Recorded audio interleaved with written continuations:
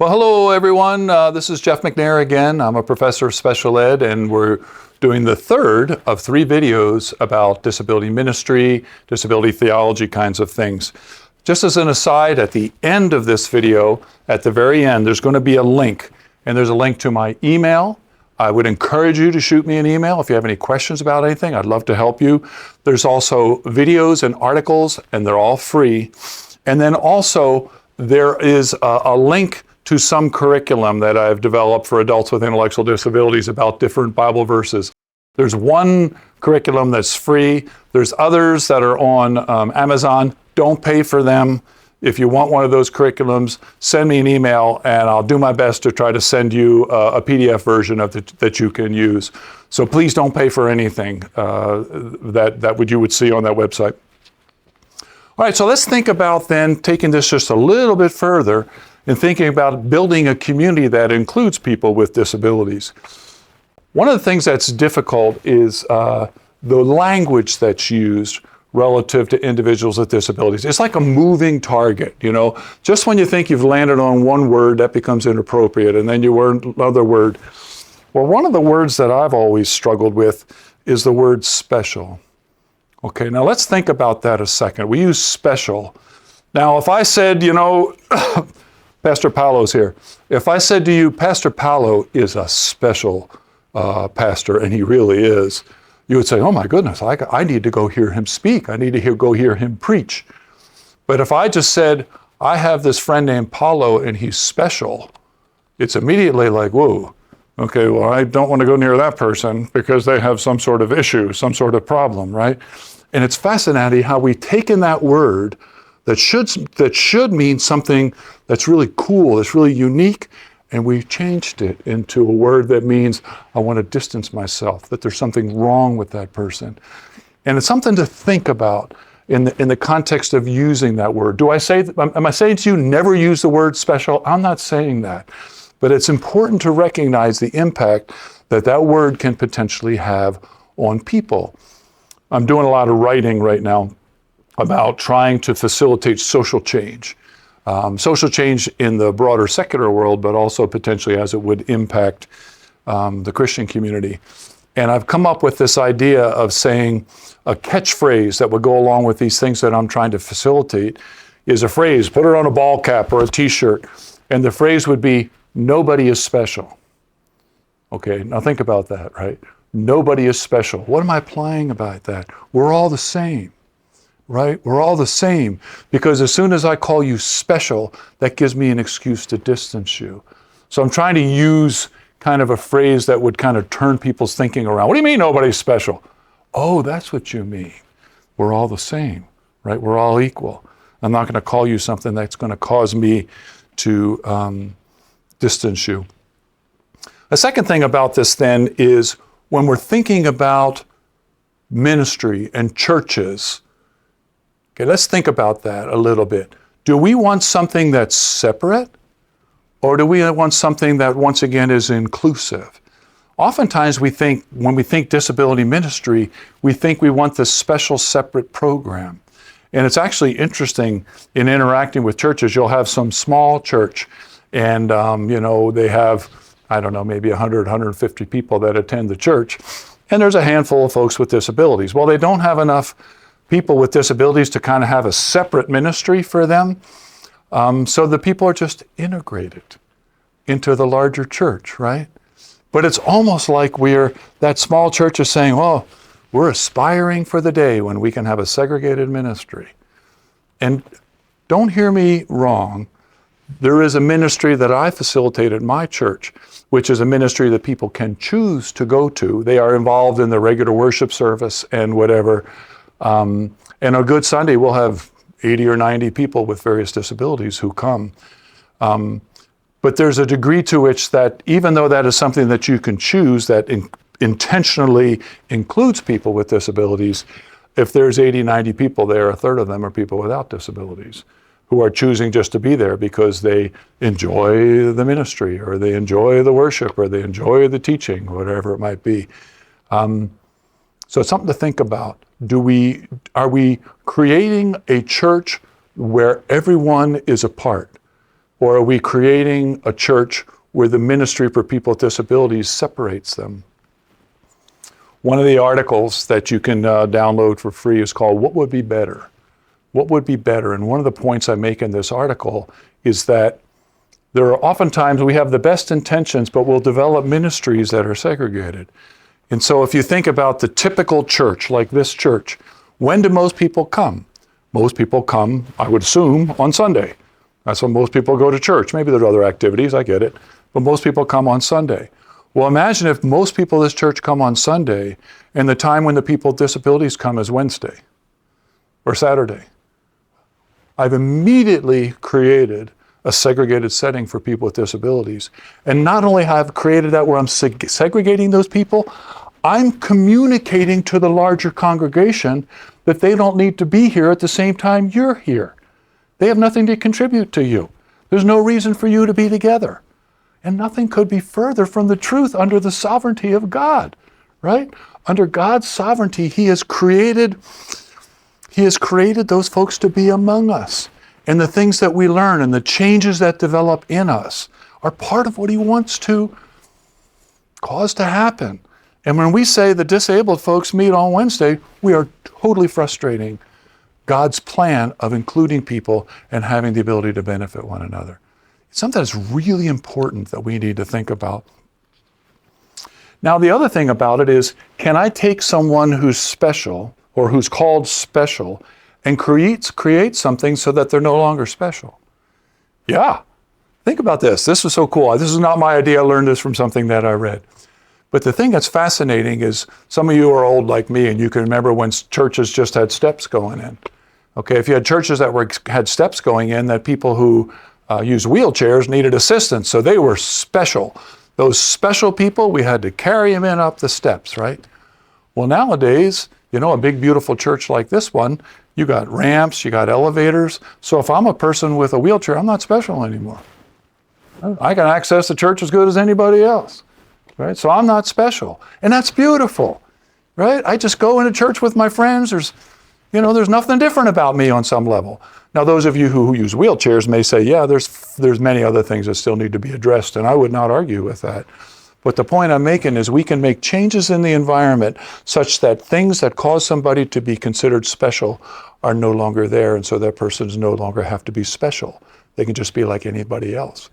And one of the things we want to work on, which would be the promised land, would be how can we create social environments such that if you have a difference about you, you can be in that social environment and not have to be considered special or different, because that environment is created to accept you.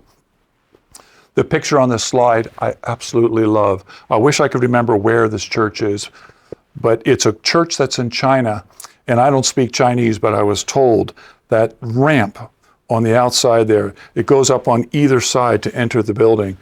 That ramp in Chinese says, God loves all people. God loves all people.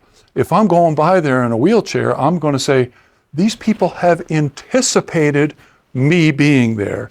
These people are not treating me as special, right? I'm going to give this church a try, right? They're ready for me. And there's things that we can do that are like that can really communicate to people that we want them there. One of the things that I wrote, and you can find it in one of those articles, is an article that's called Social Ramps. And the idea behind social ramps, once again, is that in the same way that we create physical ramps so that people can enter a physical environment who use a wheelchair, we think, how can we change the social environment such that people who have social skill or other social deficits can be included in the social environment? If you think about individuals with wheelchairs, they have no ability to access unless the environment changes, right? If the physical environment doesn't change, people who use wheelchairs have no ability for access. Okay, so the environment has to change so that they can have access. Okay, the same goes with social settings. People with disabilities are excluded from social settings. People with disabilities experience what are called the social consequences of disabilities. Oftentimes, if you talk to people with disabilities, and maybe you have In the audience, you have people who are friends or people who are watching with disabilities. You may agree with this. And I'm painting with a very broad brush here. But people with disabilities will often say, the hardest part of having a disability is not my disability. It's the way I'm treated because I have a disability. And that's what's referred to as the social consequences of disability. So just the way that people are, I look at you, there's something different about you, and somehow or other it raises this negativity in me, and it kind of flows like a cascade out of me, this negativity. I wrote this juvenile fiction novel that's called Meow Wolf. And I won't tell you what it's about, but I'll just say it talks about trying to illustrate these things that we're talking about here for like early teenage kind of years people.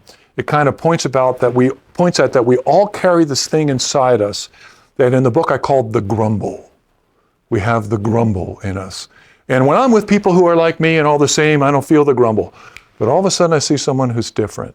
Fill in the blank with whatever that difference might be. Disability could be an example. And suddenly this grumble raises up in me, and I start to express negativity towards this person who is different. Right? Something we need to understand, this notion of social consequences, and try to mitigate them so that people don't experience those social consequences so much. Well, anyway, social ramps is the name of the article. Those of you who are familiar with the concept of universal design, there's universal design where it changes physical environment so that it's more accessible.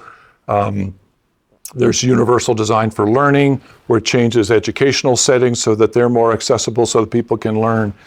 Well, this idea that I come up with was called universal social design. And the idea behind that is how can I change social environments so that they can be a little softer, not as social skill demanding.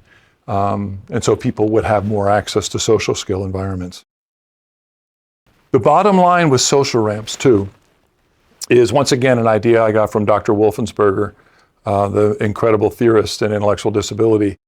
And he asks the question all the time. He says, how can I make it easier for people to do the right thing? Okay, think about that. How can I do things that make it easier for people to do the right thing? Okay, so I could come into if I'm trying to get a group of people to love their neighbors with disabilities, I could come into that setting and say, you need to love your neighbor. God says you need to love your neighbor right now. I'd be right? I'd be correct in saying that you need to love your neighbor and you need to love them right now. But how are you going to respond if you're a person who's listening to that? Is it going to be hard to respond and say, oh yeah, okay, because you shouted at me, I'm going to go out and love my neighbor now. That's not the way things happen. So a question would be, how can I facilitate change such that I make it a bit easier for people to do the right thing? And in this idea of social ramps, I came up with 3 steps to think about that might be able to use that could be helpful in making it easier for people to do the right thing. So let's imagine that we've decided that we want to kind of include several families who have children with autism in our community, at our church. And they're not present now, but they came to us and we said, can you give us just a little bit of time so we can prepare the congregation? And they said, sure. Well, then we're going to come up with these 3 steps that potentially can help prepare the congregation so that it'd be more open. Once again, trying to help these people to do the right thing, make it a little easier for them. So if you look at your slide, the first one says prepare. How can I prepare? I'm just going to read what it says on the slide. It says, the social environment is prepared by making general announcements as from the pulpit in church or through other forms of notification. Quote, we typically have 3 worship services every Sunday. Beginning in 2 weeks, the 3rd service will be one that includes individuals with autism. So, please don't worry if there's some extraneous noise during the service. Those sounds are the sounds that come with previously excluded people being included.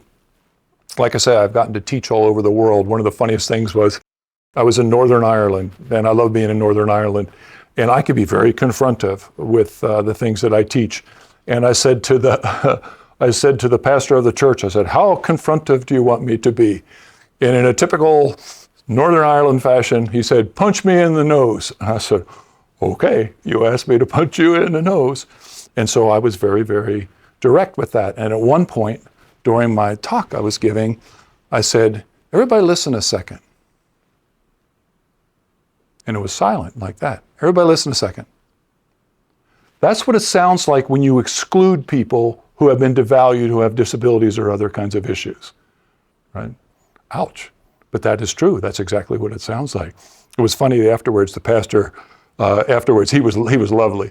But afterwards, the pastor I said, punch me in the nose, not throw me on the floor and kick me, with the confrontation that I made, which was actually kind of funny. But to continue this, it says, although the social environment is not prepared to experience something different from what it has in the past, the leadership is not only comfortable with this change, this is what you're saying, but they are also leading the congregation in this inclusive direction. So for example, at my church, there's 3 services. The program for adults with intellectual and other disabilities meets during the first service. In the second service, you will have 60 to 80 adults with autism, intellectual disabilities, whatever. So if you're someone who's uncomfortable with people moving around, getting up and going to the bathroom, answering the pastor's rhetorical questions, talking a little too loud, don't go to the second service. Go to the first service or the third service, right?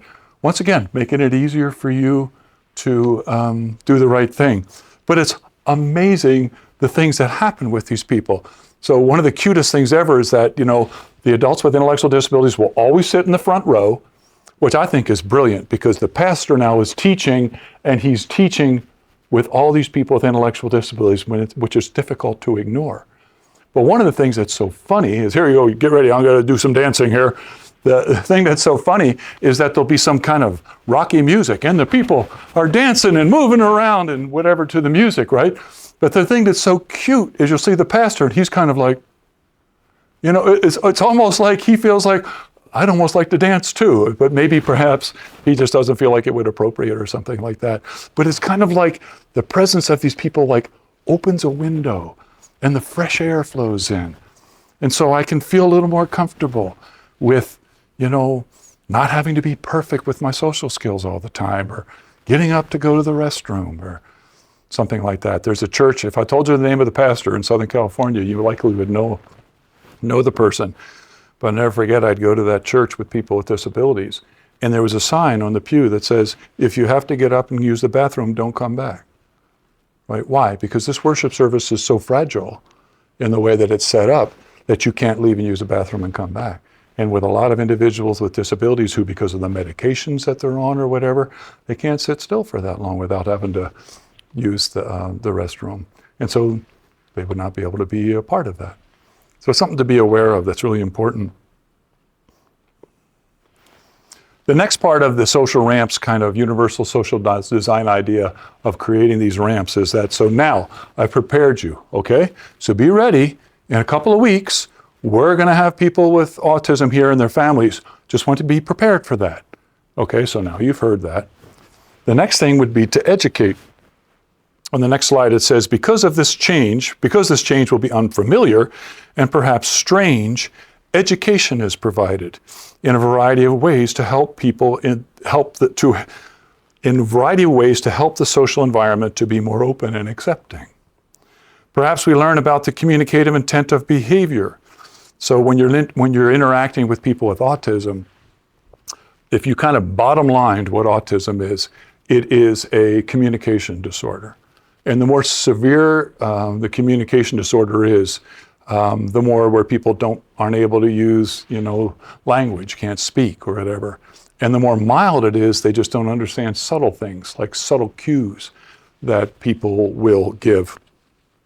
One of the cutest stories about that with this subtle cues was I was teaching a bunch of college kids about high-functioning autism. There were 3 guys in there. This young woman at the break came over and said, hey, there's this guy who thinks I'm his girlfriend with autism. And I said, well, how have you communicated you're not? And she said, I've been throwing out the vibe. And so he ain't gonna pick up the vibe. You have to be very direct and say, I'm your friend, but I'm not your girlfriend, etc. And so at the end of it, these 3 guys with autism are all friends of mine, and we're walking out together. And I said to the one guy, how you doing? Oh, great. I said to the next guy, how you doing? He goes, oh, not so good. I said, really, what's up? He goes, my girlfriend just broke up with me, right? Which was the cutest story. But that's how it is. If a person does not understand communication, you have to be direct so they can understand. So, and once again, communicative attentive behaviors. If I'm not able to say something, I may engage in behaviors that communicate. So if I'm upset, I'm not able to say I'm upset, I may strike out or something like that. So you don't just take behaviors at face value, you say, what might this person be trying to communicate through their behaviors? We are educated not only about the support needs that everyone has, also about the particular needs of those with mental illness, CP, fill in the blank. The thing is I want to tell you, let me tell you what the life of a family with autism is. Often they're socially isolated. They're socially isolated by the community, but they socially isolate themselves because they don't want to be a burden on other people. And so the thing is if you kind of can break through that and engage them, incredibly beautiful thing that you're doing. So I've prepared them and educated them, and now the following week, the family with autism shows up. And because I've prepared you and try to help your heart a little bit, you see that person who potentially has autism, and you say, I think I'll go introduce myself to them. They seem like nice people. And so I've helped the people to do the right thing.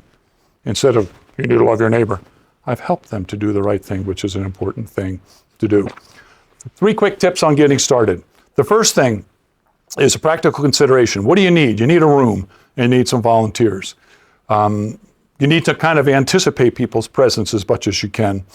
But one of the most critical things is an announcement from the pastor. There's a point at which, in my opinion, a pastor needs to be in front of the whole congregation and say, we want people with disabilities here. Once that happens, the rest is the logistics, right? Now, it doesn't mean it's easy. Logistics can be incredibly difficult, but the rest is just logistics. But you got to have that start from the pastor where he understands. And God bless pastors like the pastor of this church doing this. It takes courage to come forward and seek belonging for individuals who have been excluded. Praise God for what this church is doing in that regard. You're going to have a brilliant impact on the community through what you're doing. The second thing of getting started, and this is something that's absolutely critical, because we in the Christian community have often excluded people, one of the things that we need to do is we need to start ministry by going to people and asking for forgiveness. So I'm not going to show up and you're a family member or a person with disability, hey, today's your lucky day, we're starting a ministry, you're going to be blessed. No, that's not the way we start. The way we start is we say, will you please forgive us? We have not treated you the way you have in the past, the way we should have in the past. We have not loved you as we should. Would you give us another chance? We want to do it right. There's a powerful passage in Luke 14. Luke 14 is an incredible story. I invite you to go visit it.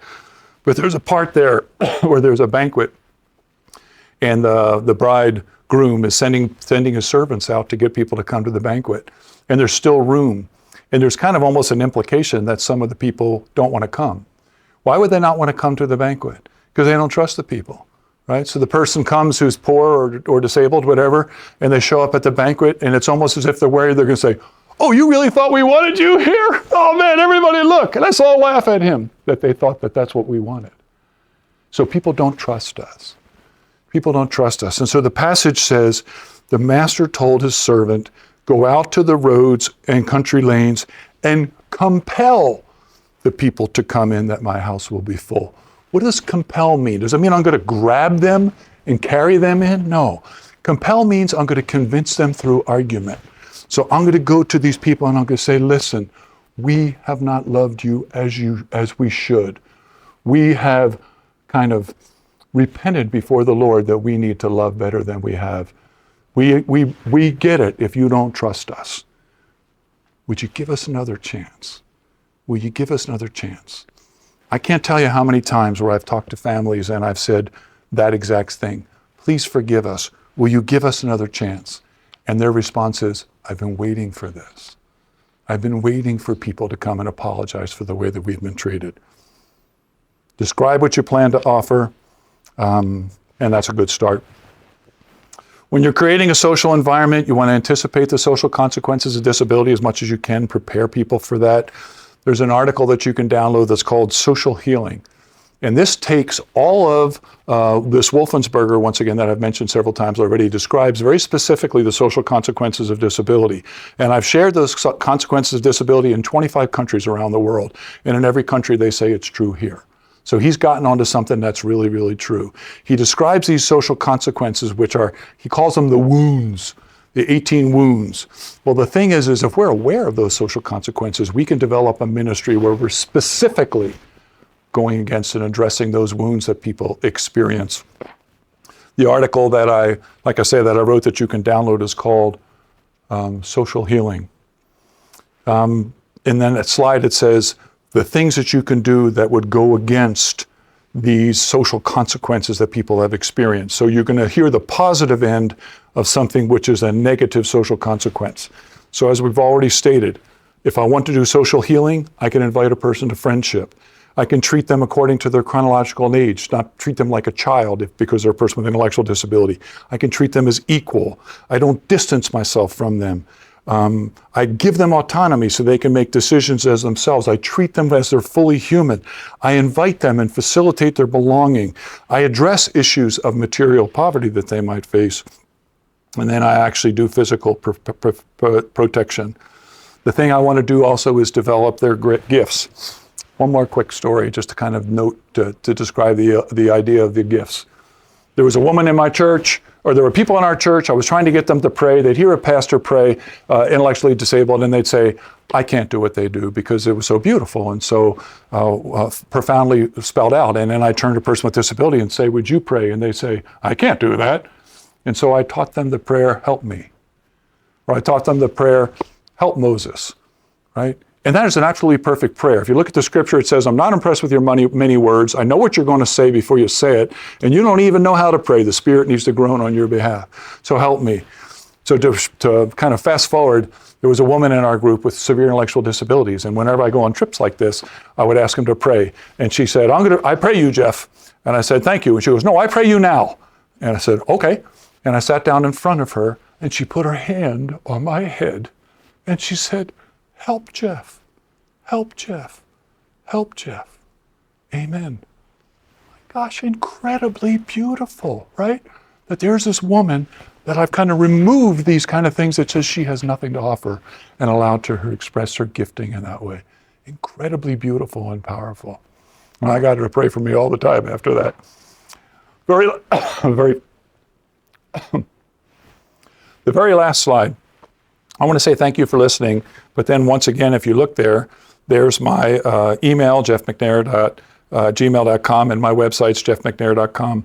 Articles there are free. Once again, if you're interested in the curriculum, you can look at it, go on Amazon and look at it, but don't buy it. Shoot me an email and tell me you want it. I'll do my best to send it to you. My prayer is that God will use this presentation. Once again, I applaud the church in doing this. This is so incredibly powerful. Thank you so much for watching. God bless.